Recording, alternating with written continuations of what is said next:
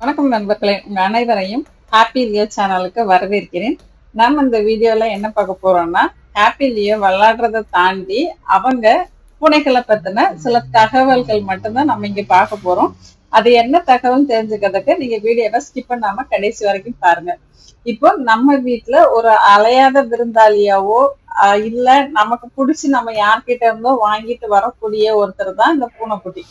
இப்ப நாய்களுக்கு அடுத்தபடியா வீட்டுல அதிகமா வளர்க்கிற செல்ல பிராணி, அதாவது ஆடு மாடை தவிர்த்து செல்ல பிராணியாட்டு நம்ம வளர்க்கறது அதிகமா வளர்க்கப்படுறது இந்த பூனை தான். ஏன்னா இந்த பூனை நம்ம கிட்ட பாசமா இருக்கும்போது அவங்க என்ன பண்ணுவாங்கன்னா நம்மள உரசி உரசி வருவாங்க, நம்ம சுத்தி சுத்தி வருவாங்க. அப்ப நமக்கு அதை பிடிச்சு போயிடும், நம்ம வளர்க்க ஆரம்பிச்சிடும். இது நேச்சுரலாவே நடக்க ஆரம்பிச்சிருது.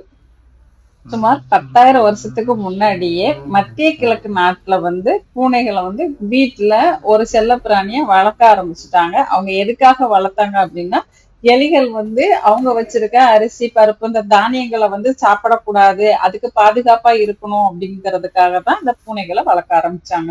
13ல இருந்து அதிகபட்சமா 15 வயசு வரைக்கும் அவங்க உயிர் வாழ்றாங்க. 13 வயசுல இருந்து 15 வயசு வரைக்கும் உயிர் வாழ்றாங்க. அவங்களுக்கு எந்த நோயும் எந்த இன்ஃபெக்ஷன் எதுவுமே வராம நம்ம பாத்துக்கிட்டோம்னா அவங்க நம்ம கூட 13ல இருந்து 15 வயசு வரைக்கும் கண்டிப்பா இருப்பாங்க.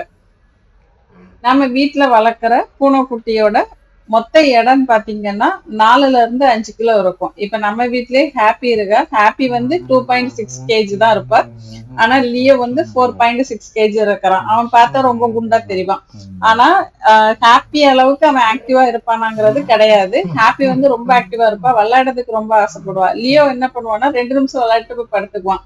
அந்த மாதிரிதான். அதாவது எடை கூடாம பாத்துக்கிட்டோம்னா அவங்களுக்கு வியாதிகளும் அதிகம் இல்லாம இருக்கும். மேக்சிமம் நம்ம வீட்டுல இருக்க பூனைக்குட்டிகளோட எடை 4ல இருந்து 5 கிலோ வரைக்கும் இருக்கும். உலகத்துல ஒரே ஒரு பூனைக்குட்டி அதிகபட்சமாட்டு 38 வயசு வரைக்கும் வாழ்ந்திருக்கு. இது ஒரு ஆகஸ்ட் மாசத்துல பிறந்து 2006 ஆகஸ்ட் மாசத்துல அது இறந்துருச்சு. இந்த பூனை எப்படின்னா ரொம்ப நாள், அதாவது எல்லா பூனையும் 15 வருஷம் தான் வாழணும். இந்த பூனை 38 வயசு வரைக்கும் வாழ்ந்து அது கின்னஸ் ரெக்கார்டே பண்ணிருக்குது.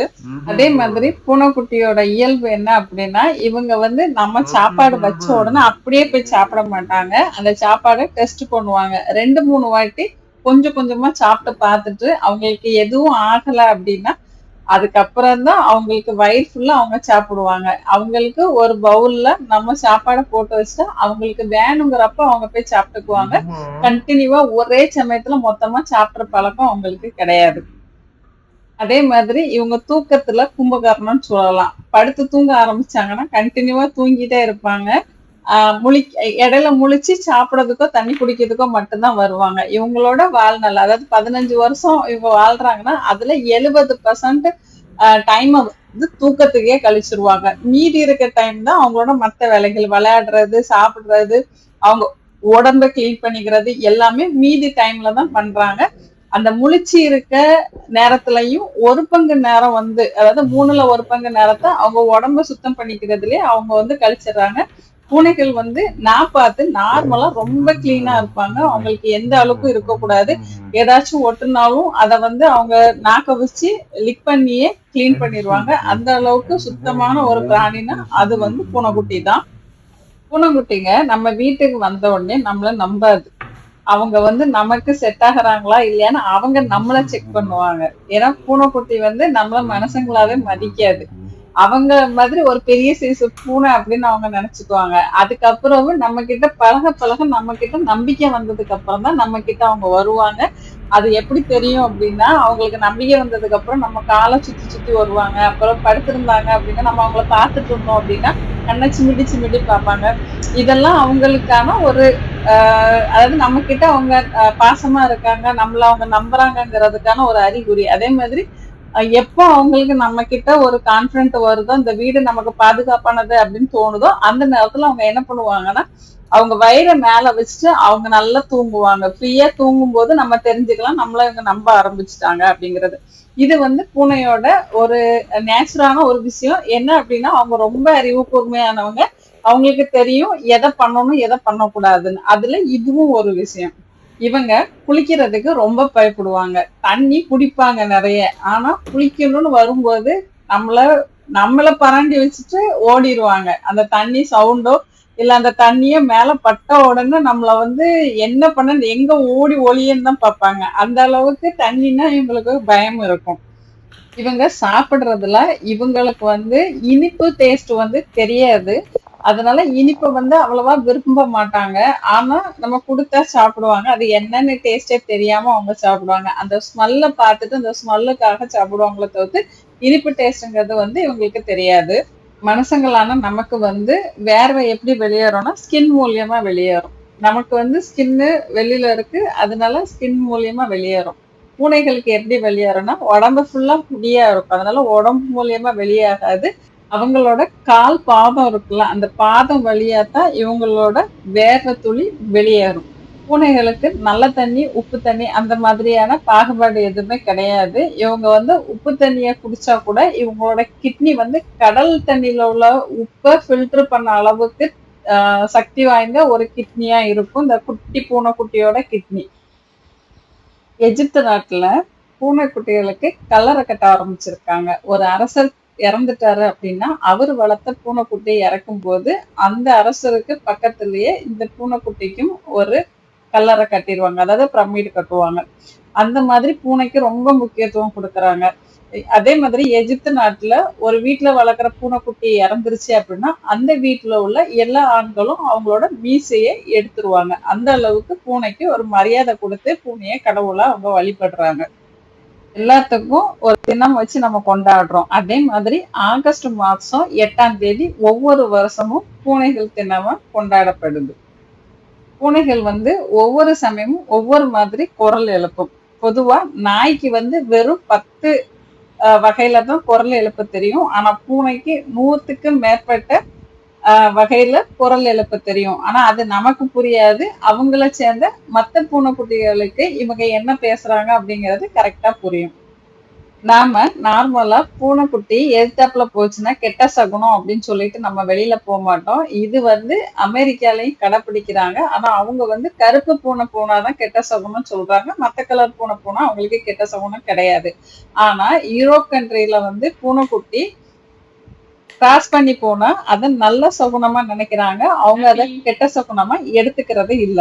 அப்போ பூனையில வந்து நல்ல சகுனமா கெட்ட சகுனமா நம்மளோட மனசுலதான் இருக்கு. இப்ப எங்க வீட்டுல என்னோட பசங்களும் சரி நானும் சரி வெளில போகும்போது எங்க குட்டி முன்னாடிதான் வந்து நிக்கும். அவங்களை கிராஸ் பண்ணி தான் போறோம். ஆனா எங்களுக்கு இது வரைக்கும் எதுவும் ஆகல. அப்போ அது நல்ல சகுனமா நாங்க எடுத்துக்கிறோம். ஏன்னா நம்ம வளர்க்குற பூனை நம்ம நம்ம நல்லா இருக்கணும்னு தான் நினைப்பாங்களோ தவிர்த்து நமக்கு ஏதாவது ஆபத்து வரணும்னு அவங்க நினைக்க மாட்டாங்க. அதை நினைச்சு அவங்க குறுக்கவும் போக மாட்டாங்க. இது நான் நேர்ல பார்த்த ஒரு உண்மை. நார்மலா பூனைக்கு வந்து பார்க்கிற சக்தி ரொம்ப அதிகம். நம்ம பார்க்கறதுல இருந்து 6ல் 1 பங்கு வெளிச்சம் இருந்தாலே அவங்களால கிளியரா பார்க்க முடியும். அதனாலதான் பூனைகள் வந்து நைட்ல ரொம்பவே தெளிவா ஒரு பூச்சி சின்ன பூச்சி போனா கூட கரெக்டா போய் பிடிப்பாங்க. ஏன்னா அவங்களுக்கு அந்த பார்க்கிற திறன் வந்து ரொம்ப அதிகம். உலகத்திலே பணக்கார பூனை ஒண்ணு இருக்கு. எதுக்கு எப்படி அது பணக்காரன் ஆச்சுன்னா அதை வளர்த்த அதோட முதலாளி அவர் இறக்கும் போது தன்னோட சொத்துக்கள் அனைத்தையும் தன் குடும்பத்தை சேர்ந்தவங்களுக்கு கொடுக்காம அந்த பூனைக்குட்டி மேல எழுதி வச்சதுனால அந்த பூனைக்குட்டி உலகத்திலேயே பெரிய பணக்கார பூனைக்குட்டியா இருந்துச்சு. அதோட பேரு பிளாக் ஷீப். பூனையோட முதுகு தண்டுல அதிக அளவு எலும்பு இருக்கு. நமக்கு 206 எலும்பு இருக்குன்னா பூனைக்கு 236 எலும்பு இருக்கிறதுனால அதிக வளையிற தன்மை உடையது இந்த பூனை. தன்னோட தலை மட்டும் போற அளவுக்கு ஒரு சின்ன ஓட்டை இருந்துச்சுன்னா அது வழியா தன்னோட உடம்பு முழுவதையும் வெளியில எடுக்கிற தன்மை கொண்டதுதான் அந்த பூனை. எதுக்குன்னா அதுக்கு அந்த பிளெக்சிபிலிட்டி இருக்கிறதுனால அது வளைஞ்சு நெளிஞ்சு வெளியே வந்துடும். பூனையோட காது எப்படின்னா 180 டிகிரி வந்து டர்ன் பண்ணும். எப்படின்னா இப்ப நேரம் இருக்குது அப்படின்னா அது வந்து சவுண்டுக்கு ஏத்த மாதிரி அதோட காதை திருப்பி அந்த சவுண்டை கிளியரா கேட்கிற மாதிரி பண்ணிக்கும். இது வந்து நார்மலா நடந்துட்டு இருக்கக்கூடிய ஒரு விஷயம். பூனைகளோட பெயிண்டிங் ஒண்ணு 58 கோடி ரூபாய்க்கு ஏலம் விட்டிருக்காங்க முன்னாடி. ஃபெலிக்ஸ் அப்படிங்கிற ஒரு பூனை வந்து ராக்கெட் மூலமா விண்வெளிக்கு போயிட்டு பாராசூட் மூலியமா உசுரோட வந்து தரையிறங்குச்சு. அந்த அளவுக்கு பூனைகளை வந்து ஆராய்ச்சிகளுக்கு யூஸ் பண்றாங்க. ஒரு பூனைக்குட்டி அதோட உடம்பு நீளத்துல இருந்து 6 மடங்கு நீளத்தை ஒரே தாவுல தாவக்கூடிய தன்மை உடையது. பூனைக்குட்டிக்கு நமக்கெல்லாம் கை ரேகை எங்க இருக்கும்னா கை விரல்ல இருக்கும். ஆனா பூனைக்குட்டிக்கு அதோட ரேகை எங்க இருக்கும்னா மூக்குல இருக்கும். ஒவ்வொரு பூனைக்குட்டிக்கும் அந்த மூக்குல இருக்கிற ரேகை வந்து வித்தியாசமா இருக்கும். நமக்கு கை ரேகை மாதிரி அவங்களுக்கு மூக்குல இருக்க ரேகை வித்தியாசமா இருக்கும். ஒருத்தரோட ஒருத்தர் கனெக்ட் பண்ண முடியாது.